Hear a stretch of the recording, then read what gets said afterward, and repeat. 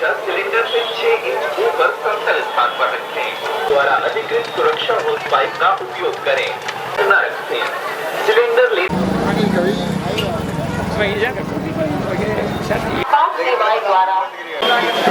नमस्कार, मैं हूं अवधेश। स्वागत है आप सभी लोगों का। इस वक्त हम मौजूद हैं प्रयागराज कुंभ में, जिसे तीर्थों का राजा भी कहा जाता है। महाकुंभ 2025 का आगाज हो चुका है। इस वक्त हमारे साथ में एक ऐसे दिव्य और चमत्कारी बाबा जी हैं जिन्होंने पिछले 20 वर्षों से जो है अपनी दाढ़ी नहीं बनवाई है। ये बाबा जी के बाल जो है, दाढ़ी आप देख पा रहे हैं। बाबा जी की ये जो दाढ़ी है, ये कितनी लंबी, आपने पहले अपने जीवन में कभी इस तरीके से ये अद्भुत जो है दाढ़ी नहीं देखी होगी। बाबा जी की जटाएं भी लंबी हैं और जटाओं से ज्यादा लंबी बाबा जी की ये दाढ़ियां हैं। काफी दिव्य और चमत्कारिक बाबा मुझे पहली बार महाकुंभ में दिखाई दिए हैं। अब मैं बाबा जी से बात करने का प्रयास करूंगा कि बाबा जी ने ये चमत्कार किया कैसे है। बाबा जी, ये कैसे आपने ये चमत्कार किया? जो है ये दाढ़ी मेरी परमात्मा की देन है, प्रकृति की देन है।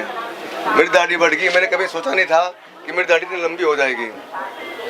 ये ऐसा कैसे हुआ महाराज जी? जो है दाढ़ी इतनी लंबी, आपकी दाढ़ियां जो है वो दाढ़ी बढ़ गई मेरी। देखो मेरी भौएं है ना, ये भी कितनी लंबी है। जी जी, देखो कितने फीट ये लंबी दाढ़ी है? 12 फीट लंबी दाढ़ी है। 12 फीट लंबी दाढ़ी है ये। बाबा जी चमत्कारी बाबा जी हमारे साथ में दिव्य संत हैं और 12 फीट लंबी दाढ़ी जो है बाबा जी की है।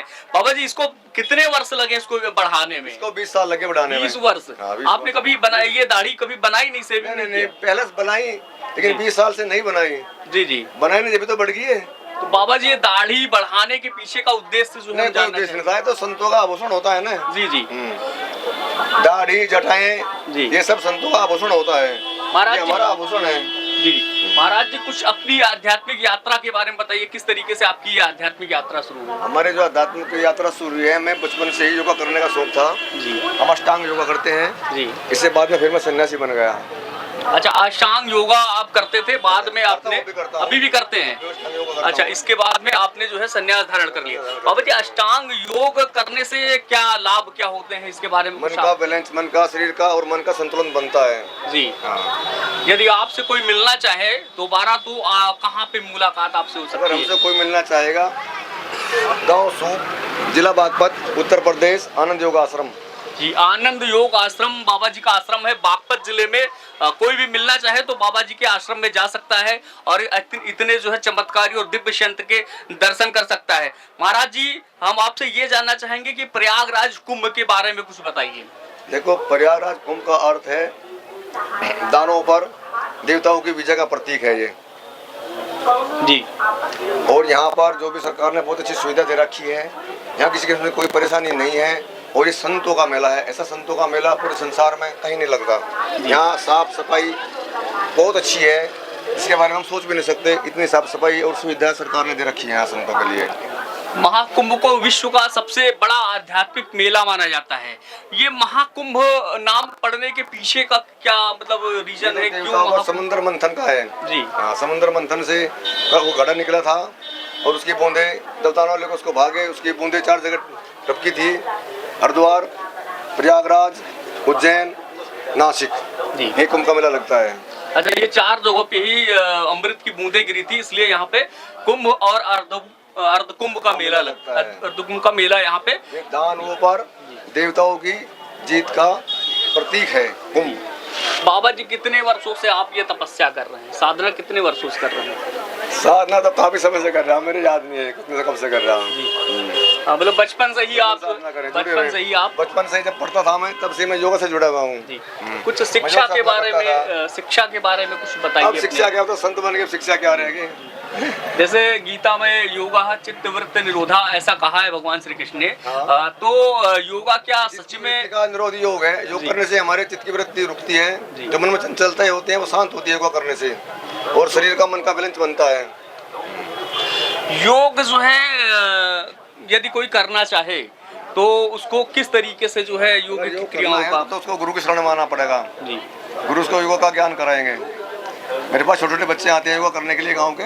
जी, जो स्टेट लेवल तक खेल चुके हैं योगा में। अच्छा, वो स्टेट लेवल तक प्रतियोगिता में भी प्रतिभाग कर चुके हैं। पर हाँ जी। एक सवाल और करेंगे महाराज जी, योग को ओलंपिक में शामिल कर दिया गया है। हाँ, जी बाबा रामदेव का जी। बड़े सराहनीय काम है, उन्होंने योगा को ओलंपिक में कर दिया है। तो आपके जो बच्चे पढ़ते हैं, आपके यहाँ अभ्यास करते हैं, क्या अपेक्षा करेंगे उन बच्चों से आप? उन बच्चों से ये है कि वे आगे चल के अपने देश का, अपने गांव का, अपने माँ बाप का नाम रोशन करे योगा में, और देश विदेश में योगा को बढ़ावा दे। महाराज जी, कभी आपके जीवन में कभी आपने कुछ आध्यात्मिक शक्तियों को महसूस किया हो या नहीं ऐसा महसूस किया है, लेकिन उनका वर्णन नहीं कर सकता मैं। जी हाँ। लो, ऐसा कोई चमत्कार जो है? हाँ, चमत्कार है, लेकिन उसका मैं वर्णन नहीं कर सकता, भी शब्द नहीं है मेरे पास जिससे मैं उनका वर्णन कर सकूं। अनुभव होता है। जी जी। ईश्वरीय शक्तियां होती हैं, उनका महाराज जी ने अनुभव किया है, लेकिन ये वर्णन नहीं किया जा सकता है, क्योंकि ईश्वर जो है वो हमारी आत्मा में होता है। महाराज जी, ये आप हमको एक बात ये बताइए, जटाएं भी आपने बड़ी लंबी कर रखी हैं, ये क्या करूं? ये कितने कब से ये है जो है, इसको जो है तब से है दोनों चीज तब से ही है। अच्छा, ये दोनों चीजें तब से हैं। हाँ, इनकी लंबाई समझो 6.5 फुट की है जी, और दाढ़ी की लंबाई 12 फुट की है। तो महाराज जी, ये दाढ़ी जटाओं से बड़ी, मतलब इसके पीछे का ये पता नहीं क्या हो गया, क्यों बढ़ी मेरी जी है?